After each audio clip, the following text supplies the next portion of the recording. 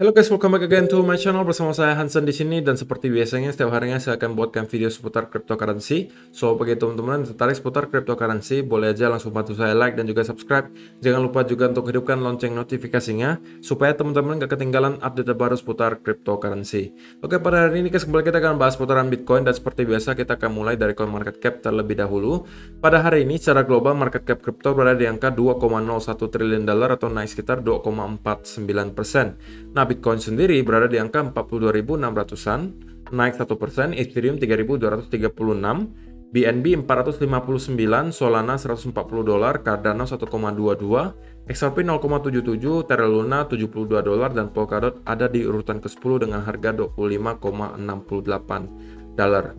So, hari ini kita melihat market overall dalam keadaan hijau, dan kenaikannya ranging antara 1 hingga 6%. Top performer di top 10 coin hari ini ada di BNB dengan kenaikan 6,3% ke 459 dolar. Ini juga dibantu karena Binance lagi ada event ya guys, event launchpad lagi token baru namanya League of Kingdom, dan sepertinya peminatnya memang banyak sekali sehingga kita melihat banyak orang kemudian membeli BNB dan disimpan di wallet Binance-nya. Karena itulah cara untuk bisa ikutan launchpad-nya Binance gitu ya. Dan kalau misalnya kalian mempunyai semakin banyak BNB, tentunya alokasi token League of Kingdom-nya nanti akan semakin banyak. So, kalau misalnya kalian yang pengen ikutan token yang lagi hype banget League of Kingdom dan pengen dapat alokasi token tersebut secara gratis, kalian cukup mendaftar ke Binance, oke, punya akun Binance, kemudian beli BNB-nya, ditaruh di wallet Binance kalian, dan kalian berkesempatan untuk mendapatkan alokasi token tersebut. Kalau misalnya kalian yang belum punya akun BNB, akun Binance, kalian cukup mendaftar dengan link yang sudah saya sediakan di kolom description di bawah, karena kalau kalian daftar dengan link tersebut, kalian akan mendapatkan bonus menarik gitu ya. So, itu adalah outlook sementara dari beberapa top coin yang ada guys. Sekarang kita masuk dulu ke beberapa berita dan data terbaru hari ini. Yang pertama, di sini disebutkan Iran to allow crypto payments for international trade. Jadi, negara Iran sekarang sudah merencanakan untuk melegalkan para importir dan eksportirnya untuk membayar menggunakan cryptocurrency. Jadi, ini adalah tentunya sebuah gebrakan lagi gitu ya. Sebuah negara yang cukup besar, Iran, itu memperbolehkan. Di sini disebutkan all economic actor can use this cryptocurrency, the trader tax the ruble, the rupee, the dollar, or the euro, which he can use to obtain cryptocurrency like Bitcoin, which is a form of credit and can pass it to the seller or importer. Since the cryptocurrency market is done on credit, our economic actors can easily use it and use it widely. Jadi demi kenyamanan katanya dan mempermudah juga, maka negara Iran sudah merencanakan untuk memperbolehkan para importir dan eksportirnya atau semua aktor ekonominya untuk menggunakan cryptocurrency sebagai alat pembayaran gitu ya. Ya, tentunya ini adalah sebuah berita yang cukup baik gitu. Kita melihat lagi sebuah negara kembali embracing Bitcoin gitu ya, dan menggunakannya dengan cara yang baik. Dan tentunya kita berharap ya ke depan negara-negara lain juga start untuk melakukan hal yang sama, sehingga nanti orang-orang yang ekspor impor semuanya udah bisa pakai kripto. So, kalau misalnya hal tersebut terjadi, tentunya itu akan berdampak baik juga ke harga kripto. Kenapa? Karena kalau misalnya semua aktor ekonomi, khususnya orang-orang yang ekspor impor itu menggunakan kripto semuanya, tentunya ya mereka harus membeli kriptonya dulu gitu ya, untuk kemudian membayar ke pihak sebelahnya. Dan itu tentunya akan membuat harga kripto ya pastinya meroket lagi ke atas. So, itu adalah berita pertama. Kemudian berita kedua, Bitcoin returns to 42K as bets start favoring short squeeze higher for BTC. Jadi ada seorang analis di sini mengatakan bahwa sepertinya kita bisa jadi akan mendapatkan semacam short squeeze gitu ya. Ini juga senada dengan yang saya sampaikan kemarin guys soal terkaan saya gitu, bahwa dalam beberapa hari ke depan bisa jadi kita akan melihat semacam short squeeze gitu. Tetapi ada beberapa catatannya gitu. Nah, kalau menurut sang analis ini, kita juga masih melihat tingkat leverage ratio itu masih dalam keadaan yang cukup tinggi. Oke, seperti yang udah kita ketahui juga karena kita udah bahas leverage ratio beberapa hari sebelumnya. Dan ini juga yang pernah saya katakan sebelumnya guys. Kalau misalnya kalian perhatikan gitu ya, ini adalah Bitcoin Future Open Interest. Oke, nah kenapa tingkat leverage itu nggak bisa turun dan terus-menerus naik. Padahal kita melihat harga Bitcoin udah ditekan terus-menerus turun dari yang awalnya 69.000 hingga kemarin kurang lebih angka 39.000. Tapi kok kita masih ngelihat tingkat leverage ratio itu nggak turun-turun gitu. Nah, kemarin udah sebutkan juga ada dua alasan yang kemungkinan bisa terjadi. Pertama, ya memang pada saat itu banyak sekali orang-orang yang pengen membeli di kisaran angka 40 sampai 42.000 atau di low 40 katanya Will Clemente. Atau alasan kedua, memang yang sekarang lebih agresif itu bukan orang-orang yang long, tapi yang short gitu. Dan menurut analis yang ini juga, dia mengatakan bahwa kita kenapa bisa jadi bukan mendapatkan long squeeze, tapi short squeeze gitu ya. Karena kalau misalnya kalian berkaca dari pergerakan bulan Mei dan Juli kemarin, hal yang sama juga terjadi. Di mana harga Bitcoin sudah terus-menerus ditekan turun seperti ini, tetapi tingkat leverage ratio-nya itu nggak turun-turun. Oke? Dan baru terjadi penurunan yang signifikan ketika bulan Juli kita mendapati rally seperti ini, dan ketika di pertengahan seperti ini kita mendapati short squeeze, dan kita mendapati tingkat leverage ratio tiba-tiba down cukup parah. Jadi itu juga yang menurut sang analis bisa terjadi kali ini, di mana kita juga melihat harga Bitcoin terus-menerus menurun, oke, tapi tingkat leverage ratio itu menurun sih, tapi dikit gitu ya. Dan dia masih dalam area yang sangat-sangat tinggi tingkat leverage-nya. Yang dalam artian pada saat ini pun masih banyak trader-trader mengambil resiko sangat tinggi dengan memakai leverage gitu. Alias masih banyak banget trader pakai leverage. Dan ini bisa jadi menurut si analis ini akan menjadi makanan gitu. Karena di sini dia mengatakan nih, short traders who have not been punished for taking on increasing risk may find themselves candidates for a near-term squeeze. Jadi ya ini juga masuk akal gitu guys. Kalau misalnya kalian lihat di chartnya Bitcoin dari 69.000 hingga angka 40.000, sebenarnya kita tidak ada mendapati relief rally yang berarti gitu, atau retracement ke atas yang berarti. Dalam artian kalau orang-orang yang short dari 60.000, 50.000 itu belum mendapati ada hadangan sama sekali dari para exchange gitu kan, bandar gitu ya. Jadi kalau misalnya harganya terus-menerus turun, oke, sedangkan udah banyak orang short dari atas, yang rugi siapa guys? Tentunya bandar gitu, exchange yang rugi, benar nggak? Mereka yang udah short dari 69.000, ada yang short mungkin dari 60.000, 50.000 ya kan? Kalau harganya terus-menerus turun tanpa ada retracement yang berarti, yang terjadi apa? Yang rugi siapa? Yang bandar gitu. Karena ini future, pakai leverage semuanya gitu kan. Jadi tentunya selain kemarin kita udah melihat ada semacam long squeeze, berarti orang-orang yang long kan udah kena hukum nih, kena panis katanya. Orang yang long kemarin udah kena panis terus nih, dari kemarin dari yang long di 50.000, yang long di 48.000 juga kena long squeeze, yang 45 juga kena, 43 juga kena.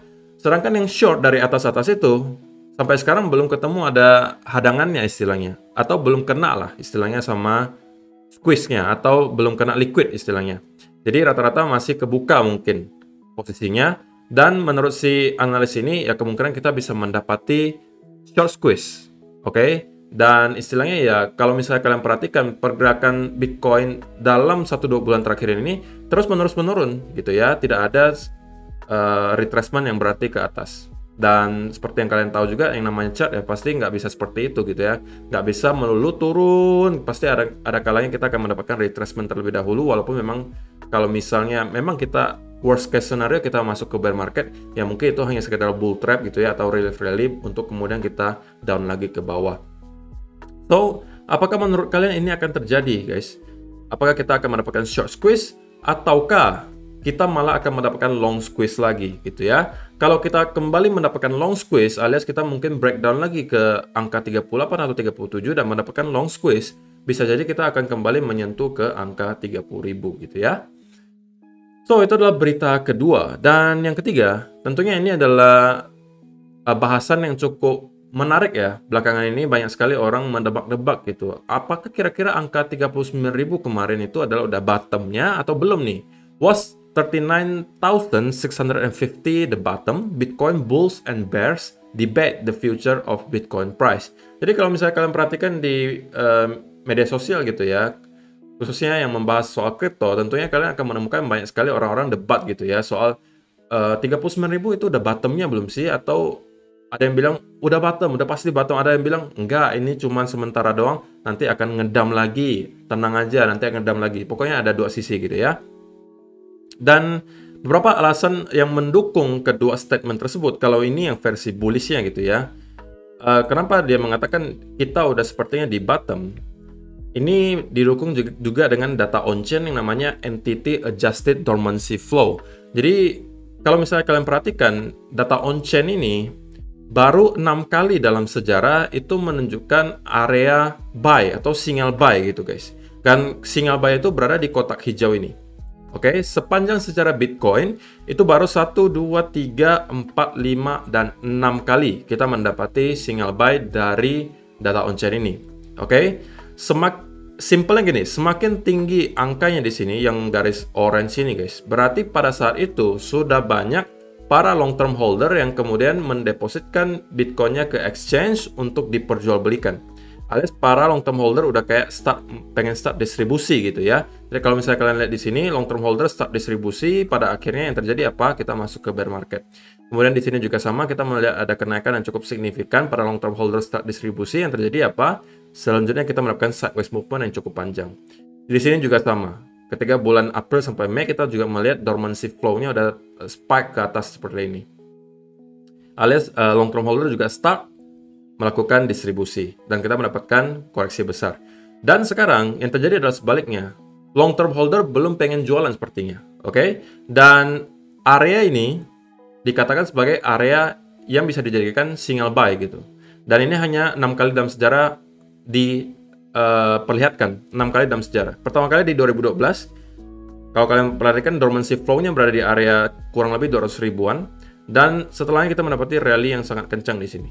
Oke, bahkan parabolik. Di sini, kalau misalnya kalian perhatikan, ini adalah bottom dari bear market tahun 2015. Oke, setelahnya kita mendapati bull ke sekitaran tahun 2017 akhir. Oke, kemudian hal yang sama juga terjadi lagi di tahun 2019. Oke, di sini dormancy flow-nya juga ada drop cukup parah dan kita mendapati rally berikutnya ke atas. Next, di sini juga sama. Ini adalah crash yang terjadi di 2020 disebabkan oleh COVID atau orang sebutnya Black Swan event. Dan kita juga mendapatkan dormancy flow-nya di area sini. Kotak hijau ini. Dan kita kemudian mendapatkan rally. Dan terakhir kali kita mendapati dormancy flow ini di area sinyal beli di sini adalah di bulan Juli kemarin. Di mana kita kurang lebih di angka 29.000. Kita mendapatkan dormancy flow-nya kurang lebih di angka 200.000 ya, kurang lebih di area sini, dan kita akhirnya juga mendapati rally ke atas. Dan sekarang kita juga sudah menyentuh area tersebut. Bahkan kita sedikit lebih rendah daripada yang terjadi di bulan Mei kemarin. Oke? Dan sekali lagi guys, bukan dalam artian ini berarti kita tiba-tiba besok langsung akan spike lagi ke 100.000 ya guys. Ini sekali lagi yang saya sampaikan, data on-chain seperti ini, balance on exchanges, illiquid supply, dormancy flow, itu untuk mid-term dan long-term. Sekali lagi saya pengen ingatkan guys. Jadi kalau misalnya kalian perhatikan, kalau ditanya kok, jadi nggak ada kemungkinan lagi kok kita akan drop lebih parah. Ya bisa jadi ada kemungkinan gitu ya. Tapi yang saya tahu dengan data on-chain yang saya lihat, memang secara mid-term dan long-term kita masih akan dalam keadaan bullish. Oke? Baik kita bisa drop dulu mungkin koreksi ke 37, 35 atau 30.000, tapi saya pribadi masih yakin untuk mid-term sampai long-term kita masih dalam keadaan bullish berdasarkan data on-chain yang ada gitu ya. So, itu adalah hal yang ketiga yang pengen saya sampaikan untuk kalian. Kemudian yang keempat, ini adalah sebuah data, atau bukan data sih, ini sebuah planning lah gitu, yang menurut saya juga cukup menarik untuk kalian ikuti. Ini adalah Bitcoin Rules katanya, atau aturan untuk bermain atau invest di Bitcoin. Pertama, never sell out of fear, alias, kalau misalnya kalian udah beli Bitcoin, janganlah kalian jual Bitcoin tersebut ketika sentimen lagi dalam keadaan extreme fear. Kenapa? Karena secara historis dibuktikan bahwa di area extreme fear tersebut, biasanya tidak lama kemudian kita at least akan mendapatkan rally. Walaupun mungkin dalam keadaan bear market, kalau kita dalam keadaan extreme fear, biasanya kita akan mendapatkan sedikit rally, baru kemudian turun lagi. Nah, kalau misalnya memang kalian pengen mengurangi portofolio kalian, ya mungkin kalian bisa lakukan ketika rally itu terjadi. Jangan dalam keadaan market drop terus-menerus, udah extreme fear banget nih, udah oversold banget, kalian jualan di sana. Itu kalian menyalahi prinsip buy low, sell high. Kalian jatuhnya malah buy high, sell low gitu kan. Kemudian yang kedua, minimum hold is 4 years. Jadi ini khusus untuk para investor jangka panjang gitu ya. Ya kalian minimal katanya hold itu minimal 4 tahun. Kalau pengen jadi investor jangka panjang di Bitcoin, minimum holdnya 4 tahun. Strateginya dollar cost average. Ya ini mungkin udah sampai bosen kalian dengarnya, tetapi ya secara historis memang ini work gitu guys. Alias ini bekerja dengan baik, strategi ini bekerja dengan baik, dollar cost averaging. Kalian lakukan planning gitu. Mau seminggu sekali boleh, mau sebulan sekali boleh, mau setiap hari boleh. Gitu kan? Tergantung kalian masing-masing. Mungkin dari sebagian dari kalian ada yang pengen cuman seminggu sekali drop 1 juta, seminggu lagi drop 1 juta. Boleh aja. Atau mungkin kalian mau sebulan sekali drop 4 juta, 4 juta, 4 juta ya boleh aja. Intinya strateginya menurut si siapa nih? Si Crypto Gauge itu adalah kalian melakukan dollar cost averaging. Dan saya pribadi juga melakukan hal tersebut gitu ya. Makanya saya punya 2 account, 1 account untuk spot, 1 account untuk future trading. Kalau yang spot ya saya lakukan dollar cost averaging, itu yang membuat mental saya itu nggak goyah gitu guys. Mau harganya naik ataupun turun seperti yang saya sampaikan, saya nggak terlalu peduli. Kenapa? Karena yang saya tahu, yang saya yakini, ke depannya Bitcoin masih akan menembus all time high-nya dan akan melebihi angka 69.000. Cukup itu yang perlu saya tahu. Ya kenapa? Ya kalau misalnya yang saya tahu, saya yakini bahwa ke depannya Bitcoin akan terus-menerus naik, ya kenapa saya harus peduli kalau Bitcoin sekarang turun lagi ke 30.000, ke 20.000, ya saya tinggal beli lagi, ya saya dapat harga lebih murah gitu loh. Ya kan? Jadi saya nggak pusing. Naik ya saya cuan, turun ya saya beli. Simple. Kemudian ignore all price volatility. Jadi kalian kalau misalnya jadi investor jangka panjang ya, otomatis kalian tidak perlu terlalu pusingin sebenarnya untuk pergerakan chart di 4 hour chart, di 15 minute chart, 1 hour chart. Kalian nggak usah terlalu peduliin. Kenapa? Yang kalian perlu tahu hanya data-data on-chain yang di belakang layar itu. Balance on exchanges, liquid supply ratio, kemudian dormancy flow, dan lain sebagainya yang perlu kalian analisa. Sisanya ya udah biarin aja gitu loh. Kalau misalnya lagi turun ya udah serok lagi aja, serok lagi dan serok lagi. Namanya juga dollar cost averaging, namanya juga cicil gitu ya. Dan kemudian buy through bear markets. Alias belilah ketika terjadi bear market. Gitu ya. Ya tentunya ini juga agak sedikit sulit untuk diterapkan. Kenapa? Ya karena kita tidak pernah tahu sebenarnya kapan benar-benar bear market gitu ya. Sebelum dia biasanya udah drop sampai 60-70% baru kita nyadar gitu, oh iya benar ternyata kita di bear market. Karena sampai sekarang, kalau misalnya kalian hitung, sebenarnya kita udah drop sekitaran 40-an% gitu ya. Tapi kan kita masih beranggapan, oh ini masih bull market gitu kan, masih ada kemungkinan. Tapi kalau misalnya kita mungkin udah drop 60, 70, 80, ya mungkin pada saat itu kita baru mengatakan, oh ya benar ya kita udah di bear market gitu. Nah kemudian, always do your research. Jadi ini juga mungkin udah sampai bosan kalian dengar ya, do your own research. Semua hal ini sebenarnya kalian tahu gitu guys, tetapi kadang-kadang kalian ngeyel aja gitu, nakal aja memang mau ngelanggar aturan-aturannya gitu. Aturannya udah dikasih simple gitu. Pertama dicicil, kemudian di hold, jangan sell ketika orang lagi fear, kemudian lakukanlah riset sendiri. Semuanya kalian udah ngerti, tapi kadang-kadang tidak kalian lakukan. Kenapa? Kalian pengennya apa? Hari ini beli, bulan depan kaya raya.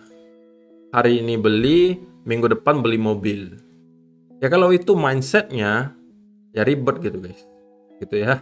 Jadi jangan sampai seperti itu. Kalau misalnya kalian pengen investasi jangka panjang niatnya, ya sudah cicil saja. Gitu ya. Kalau misalnya kalian pengen kaya cepat, coba judi aja deh. Judi slot kayak gitu kan, atau ke kasino. Yang bisa kalian masuk ke kasino itu, hari itu juga kalian bisa jadi kaya raya. Atau hari itu juga kalian bisa jadi gembel gitu. Nah, itu lebih cepat gitu guys.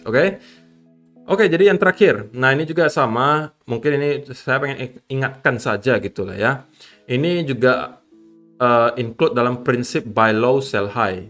Nah, kalau misalnya kalian perhatikan di gambar ini, sebenarnya gambarnya simple tapi cukup bermakna gitu ya. Dimana di sini disebutkan, ini berlaku untuk semua koin lah gitu ya. Baik itu Bitcoin dan lain sebagainya, BNB juga termasuk. BNB ketika harga 450 nggak ada yang pengen ngantri beli gitu ya. Ketika nanti udah 1100 baru orang bergerombol ngantri untuk beli. Kenapa?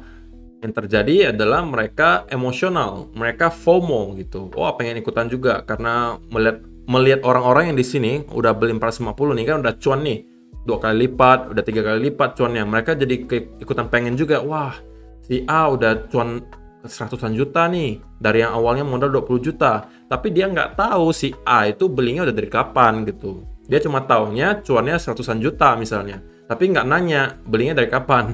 Nah, itu salahnya. Jadi kalau misalnya kalian ngasal beli ketika harganya lagi meroket alias kalian FOMO, ya udah siap-siap aja kalian kebanting lagi gitu. Jadi ini juga adalah hal yang menurut saya simple tapi aneh gitu. Kenapa aneh? Karena banyak orang yang lupa. Ketika harga Bitcoin kemarin 69.000 atau nggak usah 69 deh, 60.000, banyak orang berebut untuk beli Bitcoin. Karena kenapa? Takutnya ketinggalan. Naik ke 100.000 nih kok, saya beli deh 60.000 saya beli. Nah, kalau di harga 60.000 kalian berebut beli. Ketika harga lagi dikasih 40.000, 39.000, kalian malah merasa, waduh, ini bisa turun lagi nggak nih? Ya kan? Nanti aja deh kok, tunggu turun lagi baru saya beli. Kalau seperti itu mindsetnya, kalian ya sekali lagi menyalahi aturan. Kalian buy high, sell low, bukan buy low, sell high, kebalik gitu ya. So, itu adalah beberapa berita dan data terbaru hari ini yang saya sampaikan untuk kalian. Sekarang kita masuk dulu ke chartnya Bitcoin. Oke, so kita akan mulai dari daily chart terlebih dahulu. Seperti yang kalian sudah bisa perhatikan bahwa kemarin kita juga mendapati candle yang cukup meyakinkan di daily chart. Kita mendapatkan bullish candle di sini, oke. Dan kalau misalnya kalian perhatikan, indikator MACD juga udah menunjukkan bullish divergence di sini, bullish divergence ya. Dan yang sekarang menahan harga Bitcoin adalah yang kemarin saya sampaikan guys, yaitu trendline sekaligus area major resistance di 43.000. Nah, inilah kenapa saya sampaikan kita perlu konfirmasi dari price action ya berupa breakout dari area di sini. Oke, karena kita masih bisa saja menghadapi kesulitan ketika nyampe ke area ini karena ini merupakan area yang sangat kuat. Selain di sini adalah area major resistance di 43.000, di sini juga adalah area trendline. So kalau misalnya kita udah masuk sebelum kita break dari kedua area ini, maka sebenarnya kita masuknya terlalu prematur gitu. Kita tidak menunggu konfirmasi gitu ya. Jadi konfirmasinya apa? Sekali lagi saya sampaikan bahwa konfirmasinya adalah breakout dari angka 43.000 sekaligus trendline di sini. Kemudian kita harus mampu stay di sekitaran angka atau di atas 43.000. Kemudian membuat semacam bullish continuation pattern, baik itu mungkin bull flag kah atau bullish pennant kah atau apapun itu yang menunjukkan bahwa kemungkinan besar kita akan melanjutkan kenaikan ke atas. Maka dari sini mungkin baru saya akan cari setup untuk buy dan targetnya tentunya akan ada di next major resistance yang harusnya akan berada di sekitaran angka 46 sampai 47.000. Oke. Dan kalau misalnya gitu guys, misalnya anggapannya kita mendapati short squeeze di sekitaran angka sini, ya bisa jadi kita tiba-tiba akan meroket lagi ke atas gitu guys. Ya mudah-mudahan lah kita akan mendapati short squeeze juga. Karena seperti menyambung dari cerita yang tadi gitu guys soal para bear yang belakangan ini tidak pernah dikasih hukuman gitu ya dari para exchange. Kalau misalnya kalian perhatikan kan di sekitaran sini itu nggak hanya orang-orang long gitu guys, ada juga orang-orang yang short pakai leverage gitu ya. Di sini juga ada yang short, ada yang long. Di sini juga ada yang short, ada yang long. Di sini juga ada short, ada long. Di sini juga ada short, ada long. Nah, yang beberapa bulan ini kena liquid itu apa? Orang-orang yang long terus kan? Yang long di sini kena liquid, yang long di sini kena liquid, yang long kena sini juga liquid, yang long di sini juga liquid, yang long di sini juga liquid. Sedangkan sebaliknya orang-orang yang short dari kemarin itu belum dikasih gitu. Jadi kalau misalnya orang-orang yang pakai leverage short di sekitaran sini, tentunya profitnya udah gede banget kan? Lalu profitnya yang gede itu dibayar oleh siapa? Exchange. Kira-kira bandar mau rugi nggak gitu guys? Oke? Ya walaupun mungkin kita tidak akan nyampe lagi tiba-tiba ke sini untuk menjemput orang-orang yang short di sini, itu mungkin sedikit ekstrim gitu ya. Ya at least kita akan mendapatkan relief rally dulu lah, mungkin ke sekitaran sini ya kan, untuk menjemput semua stop loss orang-orang yang short di sini, baru kita mungkin kalau memang worst case scenario-nya kita akan break lagi ke bawah 40.000 dan mungkin menuju sideways movement lagi di sini yang cukup panjang di antara angka 60-an ribu ke 30.000. Ya, at least kita akan mendapatkan sedikit relief rally dulu menurut saya sebelum kita melakukan hal tersebut gitu ya. Jadi tentunya untuk sementara yang perlu kita hadapi adalah baru angka 43.000 dan area trendline di sini dulu. Jadi kita nggak usah bicara terlalu panjang dulu sampai ke 52.000, 69.000. Ya sekarang kita hadapi dulu yang ini. Oke, ketika kita udah break, apabila yang terjadi kita break kemudian kita mampu membuat semacam bull flag, maka menurut saya ini probability-nya cukup tinggi bahwa kita akan kembali nge-revisit angka minimal 46 sampai 47.000. Jadi kalau misalnya itu belum terjadi, tentunya kalian jangan terlalu overconfidence dulu ya guys ya. Karena kenapa? Karena sekali lagi ingat, kalau misalnya kalian lihat secara trend, ya kita di 4 hour chart juga masih terlihat dalam keadaan downtrend gitu ya. Dan kalau misalnya kita tidak mampu break dari sini, tentunya masih ada kesempatan kita untuk kembali ke reject di sini. Oke. Dan kembali membentuk lower low ya. Jadi itu selalu ada kemungkinannya, karena kalau misalnya kalian perhatikan ya ini kita masih berpotensi membentuk ini high, low-nya, lower high, lower low, dan kita masih juga berkesempatan membentuk lower high dan lower low gitu ya. Tapi kalau misalnya kita mampu break dari trendline di sini, tentunya kita mempunyai satu indikasi. Kemudian kita juga mampu break dari sebuah major resistance, itu ada 2 indikasi bahwa bisa jadi kemungkinan kita akan mendapati sedikit rally ke atas minimal ke angka 47 sampai 48.000. So itu aja sih untuk hari ini guys. Terima kasih yang sudah menonton sampai selesai. Semoga bermanfaat video hari ini dan kita akan bertemu lagi di video yang berikutnya. Bye bye.